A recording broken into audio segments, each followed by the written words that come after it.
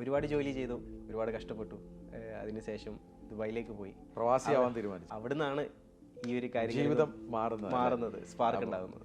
Trade X TBM എന്ന പേരുള്ള സ്ഥാപനമാണ്. നമ്മൾ ചെയ്തുകൊണ്ടിരുന്ന കാര്യം എന്ന് പറയുന്നത് റിസ്ക് മാനേജ്മെൻറ്റും ട്രേഡിങ്ങും ടെക്നിക്കൽ സൈഡും ഒക്കെ ആളുകളിലേക്ക് പ്രോപ്പറായിട്ട് എത്തിക്കുക, അതിനുവേണ്ടി ഒരു കമ്മ്യൂണിറ്റി ബിൽഡ് ചെയ്യുക. ഇന്ന് നമ്മളെ കമ്മ്യൂണിറ്റി എന്ന് പറയുന്നത് ഇന്ത്യയിലെ തന്നെ ഏറ്റവും നല്ല ആക്റ്റീവായിട്ടുള്ള കമ്മ്യൂണിറ്റികളിൽ ഒന്നാണ്. സെബിൻ്റെ ഭാഗത്തു നിന്നുള്ള സെബി അനുശാസിക്കുന്ന ലൈസൻസ് കിട്ടി മ്യൂച്വൽ ഫണ്ട് ആളുകളിലേക്ക് എത്തിക്കാനുള്ളത്. അപ്പോൾ നമ്മൾ മ്യൂച്വൽ ഫണ്ട് മേഖലയും നല്ല രീതിയിൽ സെബി ലൈസൻസ് കിട്ടി നിങ്ങൾക്ക്? യെസ്, ഓൾമോസ്റ്റ് 14,000+ എൻറോൾമെൻറ്റ്സ് നിലവിൽ നടന്നു കഴിഞ്ഞിട്ടുണ്ട്. Very good. 14,000 സ്റ്റുഡൻസ്. യെസ്. കേരളത്തിലൊരു പുതിയ ട്രെൻഡ് പോലെ കാണുന്നത് ചെറുപ്പക്കാരിതിലേക്ക് രച്ചു വരുന്നു, അതേപോലെ ഇറങ്ങി ഓടുന്നു. ഒരു ട്രെൻഡ് കാരണം എല്ലാവരും ട്രേഡിങ്ങിലേക്ക് ഇറങ്ങുകയാണ്. ശരിക്കും അതല്ല ചെയ്യേണ്ടത്, നമ്മളെ വെൽത്ത് ക്രിയേറ്റ് ചെയ്യണം. ഇത് സത്യം പറഞ്ഞെങ്കിൽ പ്രോപ്പർ ട്രെയിനിങ് കിട്ടാതെ ഇന്നല്ലെങ്കിൽ നാളെ ഒറ്റയടിക്ക് ഓവർനൈറ്റ് സക്സസ് ആഗ്രഹിച്ചു വരുന്നവരാണ്. നമ്മൾ ട്രേഡ് ചെയ്യാൻ ആപ്റ്റ് ആയിട്ടുള്ള ഒരാളാണോ എന്നുള്ളത് നമ്മൾ മനസ്സിലാക്കണം. പണം നമുക്ക് എങ്ങനെ വേണമെങ്കിൽ ഉണ്ടാക്കാം, പക്ഷെ പണം മാനേജ് ചെയ്യാൻ നമ്മൾ പഠിക്കുന്നില്ല. എന്താണ് താങ്കളുടെ ഒബ്സർവേഷൻ? ഇത് നന്നായിട്ട് എക്സ്പേർട്ട് ആയിട്ടുള്ള ആളെടുത്തുനിന്നും റൈറ്റ് ആയിട്ടുള്ള പേഴ്സൻ്റെ അടുത്തുനിന്നും ചോദിച്ച് മനസ്സിലാക്കുക എന്നുള്ളതാണ്. ഇനിയും ഈ മേഖലയിൽ ഒരുപാട് കാര്യങ്ങൾ ചെയ്യാനുണ്ട്. അതിനുള്ള ഓപ്പർച്യൂണിറ്റീസ്, അതിന് വേണ്ടിയിട്ടുള്ള പ്ലാറ്റ്ഫോം വൈഡൻ ചെയ്യുക എന്നുള്ളതാണ് നമ്മളെ ലക്ഷ്യം എന്ന് പറയുന്നത്.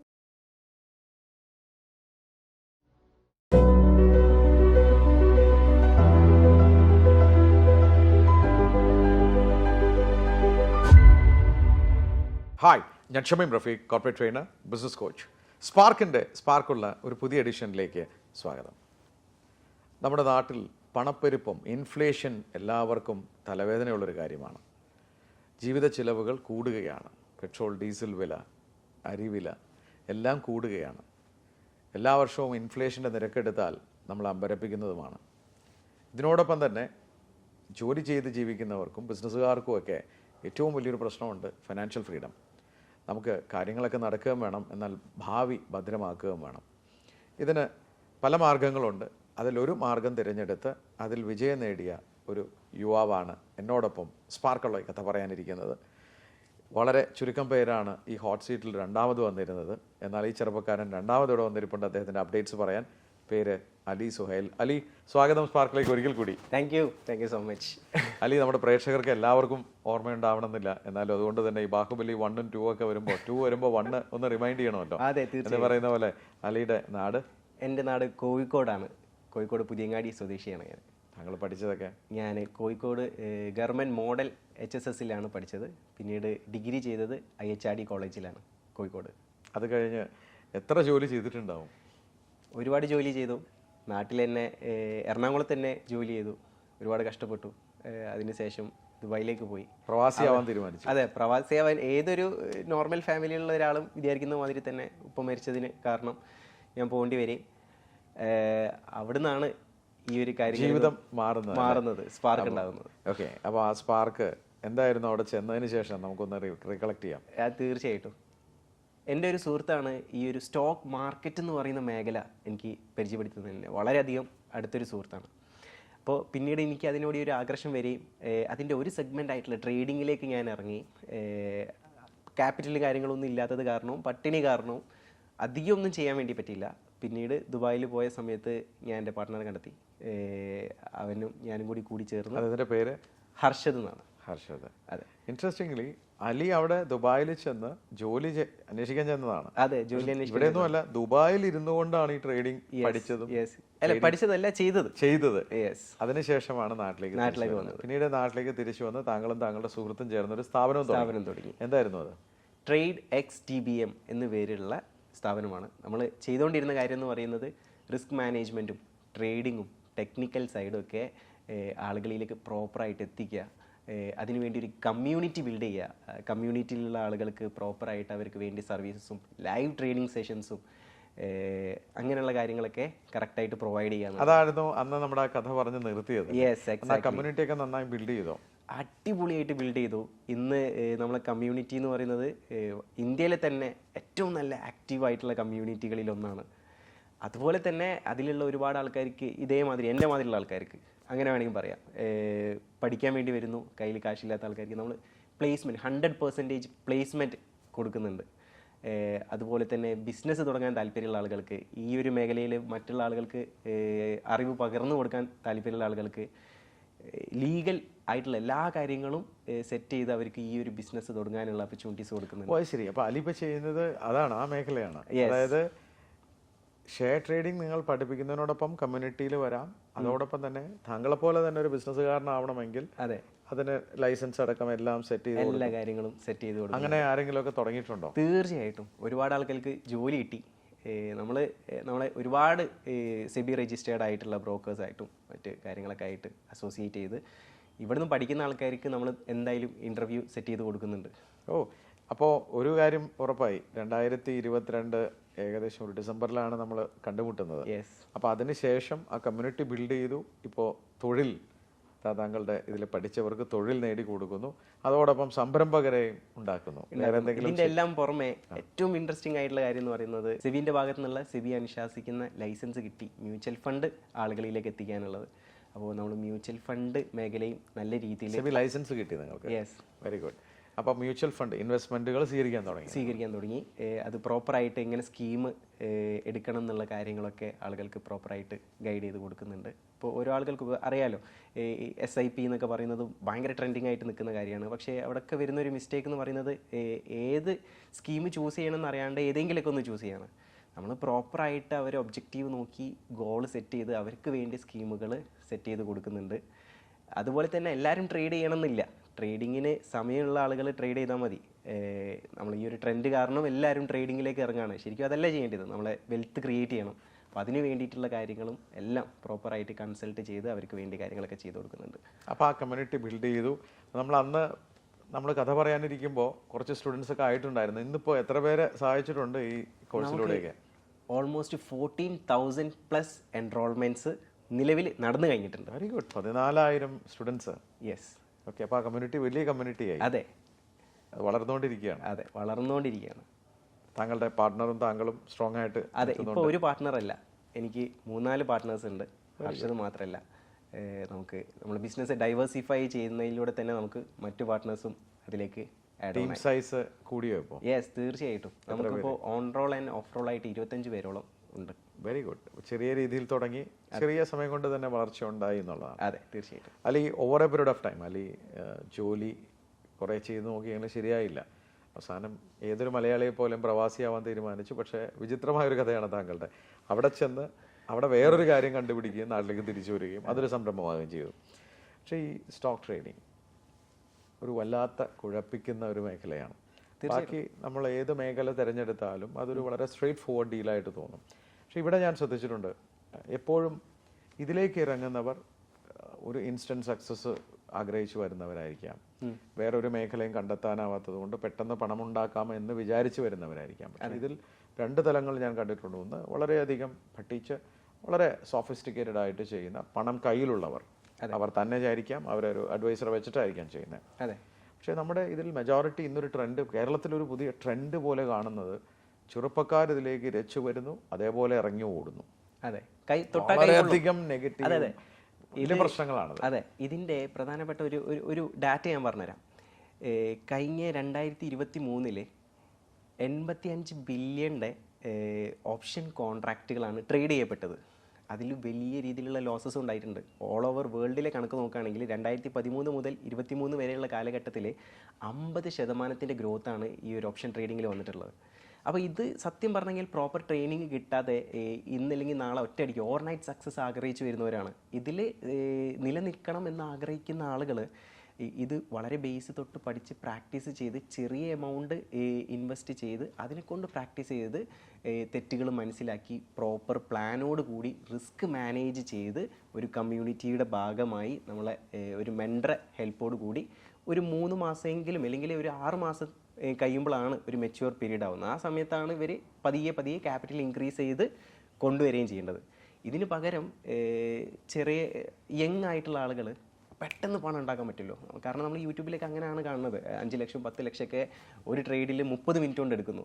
അപ്പോൾ അങ്ങനെയുള്ള ആഗ്രഹിച്ച് വരുന്ന ആൾക്കാർ ഡെഫിനറ്റ്ലി അവരുള്ള കാശും കൂടി പോകുന്ന ഒരവസ്ഥ വരുന്നുണ്ട്. രണ്ടാമതുള്ള ഒരു പ്രശ്നമുള്ള കാര്യം എന്ന് പറയുന്നത് എക്സ്ട്രാ ഇൻകത്തിന് വേണ്ടിയിട്ട് ഈ ഒരു ട്രേഡിംഗ് മേഖലയിലേക്ക് വരുന്ന ആൾക്കാരുണ്ട്. അവർക്കിത് സമയമില്ല ചെയ്യാൻ. അപ്പോൾ ഇത് പ്രോപ്പറായിട്ട് ഫോക്കസ് ചെയ്യാൻ വേണ്ടി പറ്റുന്നില്ല, റിസ്ക് മാനേജ് ചെയ്യാൻ പറ്റുന്നില്ല. ശരിക്കും ഇത് നമ്മൾ കൺസൾട്ട് ചെയ്ത് നമ്മൾ ട്രേഡ് ചെയ്യാൻ ആപ്റ്റ് ആയിട്ടുള്ള ഒരാളാണോ എന്നുള്ളത് നമ്മൾ മനസ്സിലാക്കണം. നമുക്ക് അതിനുള്ളൊരു മൈൻഡ് സെറ്റ് ഉണ്ടോ, ക്ഷമയുണ്ടോ എന്ന് പഠിക്കണം. ഇല്ലാന്നുണ്ടെങ്കിൽ ഏറ്റവും ബെസ്റ്റ് എന്ന് പറയുന്നത് ഇൻവെസ്റ്റ് ചെയ്യുന്നതാണ്. മനസ്സിലായില്ലേ? ആ വെൽത്ത് ക്രിയേഷൻ എന്തായാലും അവിടെ നടക്കും. അപ്പോൾ ഇൻകം ജനറേഷൻ മാത്രമല്ല, നമുക്ക് വെൽത്ത് ക്രിയേറ്റ് ചെയ്യുക എന്നുള്ളതാണ് അൾട്ടിമേറ്റ്. അവിടെ ഒരു വളരെ ഇമ്പോർട്ടൻ്റ് ആയിട്ടുള്ള ചോദ്യം ചോദിക്കാനുണ്ട്. കാരണം താങ്കൾ ഇതിൻ്റെ എക്സ്പേർട്ട് എന്ന നിലയ്ക്ക് നമുക്ക് ചിലപ്പോൾ നമ്മുടെ പ്രേക്ഷകർക്ക് അത് ഉപയോഗപ്പെട്ടേക്കാം. നമ്മുടെ നാട്ടിൽ ഇന്ന് നമുക്കൊരു വളരെ പാവപ്പെട്ട സാധാരണക്കാരായ ആൾക്കാരുണ്ട്, മിഡിൽ ക്ലാസ് ആയ ആൾക്കാരുണ്ട്, ഒരു അപ്പർ മിഡിൽ ക്ലാസ് ഉണ്ട്, ഒരു ഹൈ ഇൻകം ഗ്രൂപ്പും ഉണ്ട്. അപ്പോൾ ഇതിൽ ഏറ്റവും പ്രശ്നം എന്ന് പറയുന്നത് പണമുള്ള ആൾക്ക് അത് പണം ഉണ്ടാക്കുക കൂടുതൽ അല്ലെങ്കിൽ റീറ്റെയിൻ ചെയ്യുക എന്നുള്ളതായിരിക്കാം. പണമില്ലാത്തവർക്ക് പിന്നെ ടെൻഷനൊന്നുമില്ല, കാരണം എൻ്റെ കയ്യിലൊന്നും ഇല്ലല്ലോ എന്ന ചിന്തയാണ്. പക്ഷെ ഇതിലൊരു സ്ട്രഗിൾ ചെയ്യുന്ന ഒരാൾക്കാർ മിഡിൽ ക്ലാസ്സും അപ്പർ മിഡിൽ ക്ലാസ്സും ആണ്. ഇവർക്ക് ജോലിയുണ്ട്, എന്നാൽ ആ കിട്ടുന്ന വരുമാനം തികയുന്നില്ല. ഒരു നല്ല കാറ് വേണം, വാഹനം വേണം, വീട് വേണം. ഇതിനൊക്കെ ഒരു മാർഗം എന്ന് പറയുന്നത് ലോണുകളാണ്. നമ്മുടെ നാട്ടിലെല്ലാവരും ലോൺ എടുക്കുന്നുണ്ട്. വേറെ ഓപ്ഷൻ ഒന്നുമില്ല, അത് നല്ലതുമാണ്. പക്ഷേ ഈ ലോണിൻ്റെ ഒരു പ്രശ്നം എന്ന് പറയുന്നത് വളരെയധികം ഇൻട്രസ്റ്റ്, അതൊരു പീരീഡ് കൂടുതലാണ്.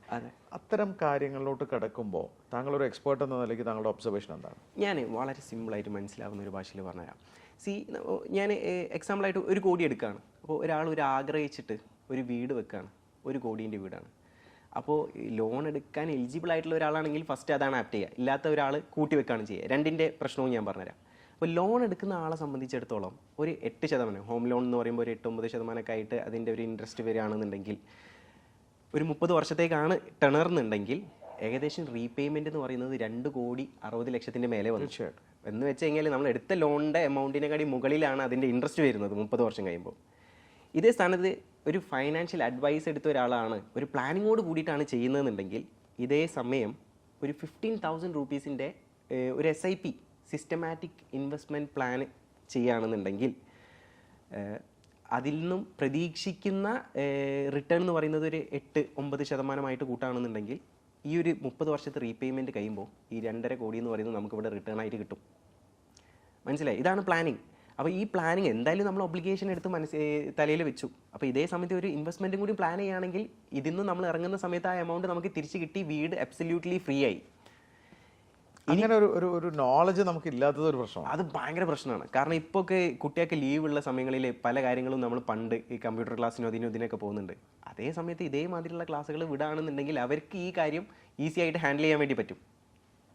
മനസ്സിലായോ? ഇനി ഇതുപോലെ തന്നെ പണം കൂട്ടി വെക്കുന്ന ആൾക്കാരാണെന്ന് വിചാരിക്കും. അപ്പോൾ പണം കൂട്ടി വെക്കുന്ന അടുത്തൊരു 10 വർഷം കഴിഞ്ഞിട്ട് നമുക്ക് ഒരു സാധനം വാങ്ങിക്കാം, അതിനാവശ്യം 1 കോടി രൂപയാണ് എന്നുള്ള രീതിയിൽ പണം സ്വരൂപിച്ച് കൂട്ടി വെക്കുകയാണ്, സേവിങ്സ് ആയിട്ട് വെക്കുകയാണ്. അപ്പോൾ ഇൻഫ്ലേഷൻ എന്ന് പറയുന്ന ഒരു വില്ലൻ അവിടെ വരുന്നുണ്ട്, ശ്രദ്ധിക്കില്ല നമ്മൾ. അപ്പോൾ ഒരു 10 വർഷം കഴിഞ്ഞ് നോക്കുകയാണെങ്കിൽ ഇൻഫ്ലേഷൻ ഒരു 6% റഫ്ലി കൂട്ടുകയാണെന്നുണ്ടെങ്കിൽ ഈ ഒരു 1 കോടിയുടെ സ്ഥാനത്തിന് 10 വർഷം കഴിഞ്ഞ് കഴിഞ്ഞാൽ 80 ലക്ഷം വീണ്ടും അതിൻ്റെ കോസ്റ്റ് കൂടി എന്ന് വെച്ച് കഴിഞ്ഞാൽ 1.80 കോടിയായി. അന്ന് ഈ ആഗ്രഹിച്ച് കൂട്ടി വെച്ച പൈസ മതിയാവില്ല ആ സാധനം വാങ്ങിക്കാൻ. പക്ഷേ ഇതേ സ്ഥാനത്ത് നമ്മൾ ഇൻവെസ്റ്റ് ചെയ്യുകയാണെന്നുണ്ടെങ്കിൽ അവിടെയും നമുക്ക് ജയിക്കാൻ വേണ്ടി പറ്റും, ഏകദേശം ഈ ഒരു ഇൻഫ്ലേഷനെ ബീറ്റ് ചെയ്യാൻ വേണ്ടി പറ്റും. അപ്പം അത്രയും ഇമ്പോർട്ടൻ്റ് ആണ് ഇൻവെസ്റ്റ്മെൻറ്റ് എന്ന് പറയുന്നത്. ട്രേഡിങ് അവിടെയാണ് അടുത്ത ചോദ്യം. അലി, ആക്ച്വലി ഈ ഫിനാൻഷ്യൽ ഫ്രീഡം അങ്ങനെ ഒരു കോൺസെപ്റ്റ് നമ്മുടെ നാട്ടിൽ നമ്മൾ അങ്ങനെ അധികം പഠിപ്പിച്ചില്ല. ഫിനാൻസിനെ കുറിച്ച് ഇപ്പോൾ നമ്മൾ സ്കൂളിൽ ചെന്നാലും കോളേജിൽ ചെന്നാലും നമ്മളെ പഠിപ്പിക്കുന്നത് പല ടോപ്പിക്കുകളും ഒരു മെമ്മറി ടെസ്റ്റാണ്. പക്ഷേ ഫിനാൻഷ്യൽ ഫ്രീഡത്തെ കുറിച്ച് നമ്മൾ എവിടെയും സംസാരിക്കുന്നില്ല, അതൊരു ടോപ്പിക്കേ അല്ല. അതുകൊണ്ടാണ് നമുക്ക് ദാരിദ്ര്യം കൂടുതൽ വരുന്നത്. തീർച്ചയായിട്ടും പണം നമുക്ക് എങ്ങനെ വേണമെങ്കിൽ ഉണ്ടാക്കാം, പക്ഷെ പണം മാനേജ് ചെയ്യാൻ നമ്മളെ പഠിക്കുന്നില്ല. എന്താണ് താങ്കളുടെ ഒബ്സർവേഷൻ? ഞാൻ എൻ്റെ ഒരു കേസ് എടുക്കുകയാണെങ്കിൽ I love to say I don't have financial obligation because of my financial plannings. അതാണ് പ്രോപ്പറായിട്ടുള്ള ഒരു റൂട്ട് മാപ്പ് ഒരു ഫൈനാൻഷ്യൽ ലിബറേഷനിലേക്കുള്ള. അപ്പോൾ ഇത് നമ്മൾ കൃത്യമായിട്ട് പഠിക്കുക എന്നുള്ളത് തന്നെയാണ് അവിടെ വരുന്ന ഒരു കാര്യം എന്ന് പറയുന്നത്. നമുക്ക് ട്രേഡ് ചെയ്യുക എന്നുള്ളതിലുപരി ട്രേഡ് ചെയ്യണം, ഏറ്റവും ഇമ്പോർട്ടൻ്റ് ഇൻവെസ്റ്റ് ചെയ്യുക എന്നുള്ളതാണ്. അപ്പോൾ ആ കാര്യങ്ങൾ കൃത്യമായിട്ട് മനസ്സിലാക്കിയിട്ട് നമ്മൾ ചെറുപ്പം മുതലേ അതിനുള്ള ട്രെയിനിങ്സ് ഉണ്ടാക്കുക എന്നുള്ളതാണ്. അപ്പോൾ സാധാരണക്കാർക്ക് ഫിനാൻഷ്യൽ ഫ്രീഡം ഉണ്ടാവാൻ എന്തൊക്കെ കാര്യങ്ങളാണ് ചെയ്യേണ്ടത്? ബേസിക്കായിട്ട് നമ്മൾ കൃത്യമായിട്ട് വളരെ ചുരുങ്ങിയ സമയം കൊണ്ട് ഇത് നന്നായിട്ട് എക്സ്പേർട്ട് ആയിട്ടുള്ള ആളെടുത്തുനിന്നും റൈറ്റ് ആയിട്ടുള്ള പേഴ്സൻ്റെ അടുത്തുനിന്നും ചോദിച്ച് മനസ്സിലാക്കുക എന്നുള്ളതാണ്. അപ്പോൾ അങ്ങനെ മനസ്സിലാക്കുന്ന സമയത്ത് നമ്മൾ ട്രേഡിങ്ങിലേക്ക് ഇറങ്ങണോ അല്ലെങ്കിൽ ഇൻവെസ്റ്റ്മെൻറ്റിലേക്ക് ഇറങ്ങണോ എന്നുള്ള കാര്യങ്ങളും അറ്റ്ലീസ്റ്റ് നമുക്ക് കിട്ടും. ഇനി ഇറങ്ങുകയാണെങ്കിൽ തന്നെ നമ്മളെ ലക്ഷ്യം എന്താണെന്നുള്ള കാര്യം നമുക്ക് അവിടെ അലൈൻ ചെയ്യാൻ വേണ്ടി പറ്റും, ഗോൾ സെറ്റ് ചെയ്യാൻ വേണ്ടി പറ്റും. അതിനനുസരിച്ച് നമുക്ക് പ്രോപ്പറായിട്ടുള്ളൊരു പാത്തിലൂടെ സഞ്ചരിക്കാൻ വേണ്ടി പറ്റും. മറ്റേ നമ്മൾ കൺഫ്യൂസ്ഡ് ആയി പോകും. ഇൻകം ജനറേറ്റ് ചെയ്യാൻ വേണ്ടി ട്രേഡ് ചെയ്യണം, എന്നാൽ പിന്നെ ഇൻകം ജനറേറ്റ് ചെയ്തിട്ട് ഇവിടുന്ന് ഇങ്ങോട്ടേക്ക് ഇടാം. പക്ഷേ ട്രേഡ് ചെയ്യാനുള്ള സമയം ഉണ്ടോ എന്നുള്ളത് ഇമ്പോർട്ടൻ്റ് ആയിട്ടുള്ള കാര്യമാണ്. അപ്പോൾ ഏതൊക്കെ സെറ്റ് ക്ലാസ്സസിലേക്ക് ഇടണം എന്നുള്ളത് ഇമ്പോർട്ടൻ്റ് ആണ്. ഇപ്പോൾ ഇൻവെസ്റ്റ് ചെയ്യുന്ന ആളാണെങ്കിൽ തന്നെ കംപ്ലീറ്റ് ആയിട്ട് ഇന്ത്യൻ മാർക്കറ്റിലേക്ക് ഇടുന്നതിൽ ഞാൻ സപ്പോർട്ട് ചെയ്യുന്നില്ല. കുറച്ച് ഒരു 20% നമ്മൾ ഇൻ്റർനാഷണൽ മാർക്കറ്റിലേക്ക്, ഒന്നെങ്കിൽ US മാർക്കറ്റിലേക്കോ അതല്ലാന്നുണ്ടെങ്കിൽ ഫോറക്സ് മാർക്കറ്റിലേക്കോ ഇൻവെസ്റ്റ് ചെയ്യണം. അപ്പോൾ അതിനായിട്ടുള്ള പ്രോപ്പറായിട്ടുള്ള ഗൈഡൻസ് വേണം, അത് ചെയ്ത് കാണിച്ച് തരാനേ ഒരു ഗൈഡൻസ് വേണം. അപ്പോൾ അതൊക്കെ ഇമ്പോർട്ടൻ്റ് ആയിട്ടുള്ള സാധനമാണ്. ഇപ്പം നിങ്ങളുടെ സ്ഥാപനം കൊടുക്കുന്ന സേവനങ്ങൾ എന്തൊക്കെയാണ്? നമ്മൾ സത്യം പറഞ്ഞു കഴിഞ്ഞാൽ മുമ്പത്തെ കാര്യം വെച്ച് നോക്കുകയാണെങ്കിൽ ഇപ്പോൾ ഡൈവേഴ്സിഫൈഡ് ആയിട്ടുള്ള കാര്യങ്ങൾ ചെയ്യുന്നുണ്ട്. ഇപ്പോൾ ട്രേഡിങ്ങിന് വേണ്ടി ആൾക്കാർക്ക് അന്ന് ചെയ്ത മാതിരി തന്നെ ഏറ്റവും ഫ്ലെക്സിബിളായിട്ട് അവരെ സമയം അനുസരിച്ചിട്ട് നിങ്ങൾ ഏത് സെഗ്മെൻറ്റിൽ ട്രേഡ് ചെയ്യണം എന്നുള്ള കാര്യങ്ങൾ പഠിക്കുന്നു, അതിനുള്ള സർവീസസ് കൊടുക്കുന്നു, ലൈവ് അസിസ്റ്റൻസ് കൊടുക്കുന്നു, അതിനുവേണ്ടി ട്രേഡ് ഫ്ലോർ കൊടുക്കുന്നു, കമ്മ്യൂണിറ്റി കൊടുക്കുന്നു. കംപ്ലീറ്റ് ആയിട്ട് അവർക്ക് ഈസി ആയിട്ട് ചെയ്യാനുള്ള എല്ലാ കാര്യങ്ങളും ചെയ്തു കൊടുക്കുന്നുണ്ട്. അതുപോലെ തന്നെ ഈ ഇൻവെസ്റ്റ് ചെയ്യാനായിട്ട് നമുക്ക് സെബിയുടെ ലൈസൻസ് ഉണ്ട് മ്യൂച്വൽ ഫണ്ട് സെല് ചെയ്യാനുള്ള. അപ്പോൾ ആ ഒരു ലൈസൻസ് കാരണം തന്നെ പ്രോപ്പറായിട്ട് ഏത് സ്കീമുകളിലേക്ക് ഇൻവെസ്റ്റ് ചെയ്യണം എന്നുള്ള കാര്യങ്ങൾ നമ്മൾ പഠിപ്പിച്ചു കൊടുക്കുന്നുണ്ട്. അതുപോലെ തന്നെ ഇൻവെസ്റ്റ് ചെയ്യാനുള്ള സൗകര്യങ്ങൾ ചെയ്തു കൊടുക്കുന്നുണ്ട്. അതിന് വേണ്ടിയിട്ടുള്ള എല്ലാ കാര്യങ്ങളും ബന്ധപ്പെട്ടിട്ടുള്ള എല്ലാ കാര്യങ്ങളും നമ്മൾ ചെയ്തു കൊടുക്കുന്നുണ്ട്. അതും നമ്മളെ കമ്മ്യൂണിറ്റിയിലേക്ക് ആഡ് ഓൺ ആയിട്ടുള്ള കാര്യമാണ്. ഫിനാൻഷ്യൽ ഫ്രീഡത്തിന് വേണ്ടി ഇൻവെസ്റ്റ്മെന്റ് എന്ന് താങ്കൾ പറഞ്ഞു. ഓപ്ഷനിലേക്ക് കിടക്കുമ്പോൾ SIP പലർക്കും വ്യക്തമായ അറിവില്ലാത്തൊരു മേഖലയാണത്. പലരും വിചാരം SIP എന്ന് പറയുമ്പോൾ വലിയൊരു തുക കൊണ്ടുപോയി ഇടണം, ലംസമായിട്ട്. ലളിതമായി നമുക്ക് പ്രേക്ഷകർക്ക് വേണ്ടി ഒന്ന് പറഞ്ഞു കൊടുക്കാമെങ്കിൽ എന്താണ് ഈ SIP? അത് സിസ്റ്റമാറ്റിക് ഇൻവെസ്റ്റ്മെന്റ് പ്ലാൻ എന്ന് പറയും. ഇതുപോലെ തന്നെ SWP ഉണ്ട്, സിസ്റ്റമാറ്റിക് വിഡ്രോവൽ പ്ലാൻ. അതുപോലെ തന്നെ STP ഉണ്ട്, സിസ്റ്റമാറ്റിക് ട്രാൻസ്ഫറിങ് പ്ലാൻ. അപ്പോൾ SIPനെ കുറിച്ച് പറയുകയാണെന്നുണ്ടെങ്കിൽ നമ്മൾ ഒരു ചെറിയ തുക നമുക്ക് മാസം കിട്ടുന്ന ശമ്പളത്തിൽ നിന്നും നമ്മളെ ഒരു ഗോളിന് വേണ്ടി നമ്മൾ ഇൻവെസ്റ്റ് ചെയ്യുകയാണ്. ഓക്കെ, അതിൻ്റെ ദൈർഘ്യം എന്ന് പറയുന്നത് ഒരു 10 വർഷമാവാം, 5 വർഷമാവാം, 1 വർഷമാവാം. അത് നമ്മളെ ഗോളിനെ ബേസ് ചെയ്തിട്ടാണ്. മേ ബി ഒരു കാർ വാങ്ങിക്കണം, അല്ലെങ്കിൽ മക്കളെ സ്കൂളിൽ കോളേജിലേക്ക് പഠിപ്പിക്കണം, അതല്ലാന്നുണ്ടെങ്കിൽ മക്കളെ കെട്ടിക്കണം, വീട് വെക്കണം, അങ്ങനെയുള്ള പല ഉദ്ദേശവും ഉണ്ടാവും. അപ്പോൾ ഇൻഫ്ലേഷൻ ബീറ്റ് ചെയ്ത് നമ്മൾ ആ ഗോളിലേക്ക് റീച്ച് ചെയ്യാനുള്ള ഏറ്റവും എളുപ്പമായിട്ടുള്ള മാർഗ്ഗമാണ് SIP എന്ന് പറയുന്നത്. ഓക്കെ, അപ്പോൾ ഇതിനു വേണ്ടി ഏത് സ്കീം ചൂസ് ചെയ്യണം എന്നുള്ളത് ഭയങ്കര ഇമ്പോർട്ടൻ്റ് ആണ്. നമ്മൾ ഗോള്, ഒബ്ജക്റ്റീവ് എല്ലാം ബേസ് ചെയ്തിട്ട് വേണം ആ ഒരു സ്കീമിനെ ചൂസ് ചെയ്യാൻ. ഒരുപാട് ചോയ്സസ് ഉണ്ട്, കാരണം എല്ലാം ഫിംഗർ ടിപ്പിലാണ്. അപ്പോൾ നമ്മൾ ഈ യൂട്യൂബിലൊക്കെ വീഡിയോ കണ്ട് അല്ലെങ്കിൽ ആ കാര്യങ്ങൾ കാണുമ്പോൾ എന്നാൽ ഞാനും അങ്ങ് ഒരു SIP തുടങ്ങിയേക്കാം, അതാണ് ഇപ്പോൾ നടക്കുന്ന SIP. അപ്പോൾ അതിന് പകരം നമ്മളെ കാര്യങ്ങളൊന്ന് വളരെ അടുത്ത് മനസ്സിലാക്കി നമ്മളെ കാര്യങ്ങൾ പറഞ്ഞ് ചെയ്യുകയാണെന്നുണ്ടെങ്കിൽ അവർക്ക് ഈ ഫിംഗർ ടിപ്പിൽ കിട്ടുന്ന ആപ്പ് വഴി എന്നെ ഇൻവെസ്റ്റ് ചെയ്യാം. അതിന് കുഴപ്പമൊന്നുമില്ല, പക്ഷേ അതിനൊരു കൺസൾട്ടേഷൻ എടുക്കുക എന്നുള്ളതാണ്. അത് നിങ്ങൾ കൊടുക്കുന്നുമുണ്ട്? തീർച്ചയായിട്ടും കൊടുക്കുന്നുണ്ട്. കാരണം ഈ ഒരു പ്രശ്നം കാരണം അവിടെയാണ് നമ്മളെ ഒരു സൊല്യൂഷൻ നമ്മൾ സോൾവ് ചെയ്യുന്നത്, പ്രോബ്ലം സോൾവ് ചെയ്യുന്നത്. അല്ല, ഈ ഉദാഹരണത്തിന് ഒരു അധികം പൈസയൊന്നും ഇല്ലാത്തൊരു വ്യക്തി നിങ്ങളുടെ സ്ഥാപനത്തിലേക്ക് വരികയാണെങ്കിൽ നിങ്ങൾ എന്തൊക്കെ സേവനം അവർക്ക് വേണ്ടി ചെയ്തു കൊടുക്കാൻ വേണ്ടി പറ്റുന്നുള്ളത്? ഇത് ഞാൻ ഒരു സെക്ടറായിട്ടാണ് കാണുന്നത്, ഒരു മേഖല എന്നുള്ള നിലയിൽ. ഇവിടുന്ന് പഠിച്ചിറങ്ങിക്കഴിഞ്ഞാൽ ഒരുപാട് ജോലി സാധ്യതകളുണ്ട്. പ്ലേസ്മെൻറ്റ്സ് നമ്മൾ 100% പ്രൊവൈഡ് ചെയ്യുന്നുണ്ട് എന്നുള്ളതാണ്. ഇനി അതല്ല, ബിസിനസ് തുടങ്ങാൻ താല്പര്യമുള്ള ആരാണെന്നുണ്ടെങ്കിൽ അവർക്ക് വേണ്ടിയിട്ടുള്ള കംപ്ലീറ്റ് ബിസിനസ് സെറ്റപ്പുകളും ചെയ്തു കൊടുക്കുന്നുണ്ട്. അപ്പോൾ അതും ഒരു ഇമ്പോർട്ടൻ്റ് ആയിട്ടുള്ള സാധനമാണ്. ബിസിനസ്സിൽ സ്റ്റാൻഡ് ഔട്ട്, അത് വളരെ ഇമ്പോർട്ടൻ്റ് ആയിട്ടുള്ള കാര്യമാണ്. ഇപ്പം നിങ്ങളും ഈ മേഖല ഹൈലി കോമ്പറ്റീറ്റീവ് ആയവരെയാണ്. എല്ലാവരും സ്റ്റാൻഡ് ഔട്ട് ചെയ്യണം എന്ന ആഗ്രഹം അലിയുണ്ടോ? സ്റ്റാൻഡ് ഔട്ട് എന്ന് പറയുമ്പോൾ നമ്മൾക്ക് ഒരു എഡ്യൂക്കേഷണൽ ഇൻസ്റ്റിറ്റ്യൂട്ട് മാത്രമായിട്ട് ട്രേഡെക്സിനെ കാണാൻ വേണ്ടി പറ്റില്ല. കാരണം അല്ലെങ്കിൽ അങ്ങനെ കോമ്പറ്റീറ്റീവ് ആയിട്ടുള്ള ഒരു സ്ഥാനങ്ങളിൽ നമുക്കില്ല. നമ്മൾ പൊസിഷനിങ് എന്ന് പറയുന്നത് തന്നെ ഡിഫറെൻ്റ് ആയിട്ടാണ്. അപ്പോൾ അതിനുകൊണ്ട് തന്നെ ഇവിടെ വരുന്ന ആളുകൾക്ക് പഠിക്കുക എന്നുള്ളത് മാത്രമല്ല, പ്രാക്ടിക്കലി അപ്ലൈ ചെയ്യാനുള്ള എല്ലാ സൗകര്യങ്ങളും ചെയ്തു കൊടുക്കുന്നുണ്ട്. പിന്നെ ഗവൺമെൻറ് അപ്രൂവ്ഡ് ആയിട്ടുള്ള ലൈസൻസും കാര്യങ്ങളെല്ലാം നമ്മൾ എടുത്തിട്ടുണ്ട്. സെബിൻ്റെ മ്യൂച്വൽ ഫണ്ടിൻ്റെ കാര്യങ്ങളെല്ലാം നമ്മൾ ചെയ്യുന്നുണ്ട്. അതുകൊണ്ട് തന്നെ നമുക്ക് ആ ഒരു കോമ്പറ്റീഷൻ എന്ന് പറയുന്ന സംഭവം വരുന്നില്ല. നമുക്ക് ഉള്ള ആളുകൾ, നമ്മളെ മനസ്സിനായിട്ട് കണക്ട് ചെയ്യുന്ന ആളുകൾ, റിയൽ ആയിട്ടുള്ള ഫേസസ് നമ്മളെ അടുത്ത് തന്നെയാണ് എപ്പോഴും എത്തുന്നത്. എക്സലൻറ്റ്. ഭാവി പരിപാടികൾ എന്താണ് അലി? ഇനിയും ഈ മേഖലയിൽ ഒരുപാട് കാര്യങ്ങൾ ചെയ്യാനുണ്ട്. ഇപ്പോഴും സ്റ്റക്കായിട്ട് നിൽക്കുന്ന കുറേ ആളുകളുണ്ട്.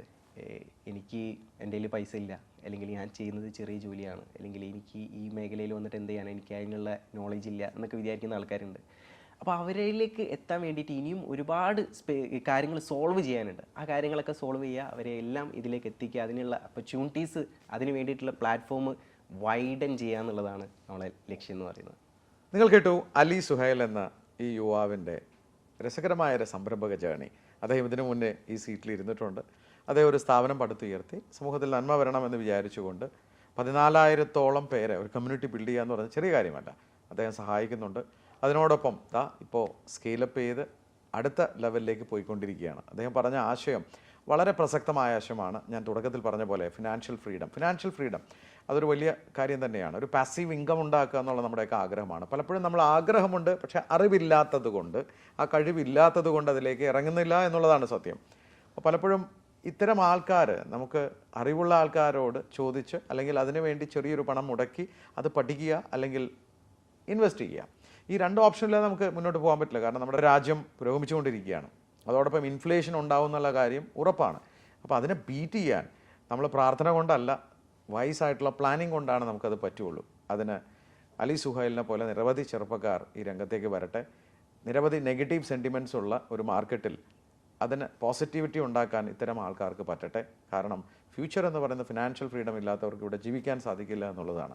So Ali, thank you so much ഒരിക്കൽ കൂടി താങ്കൾ ഈ സ്പാർക്കുള്ള കഥ പറയാനിരുന്നത്.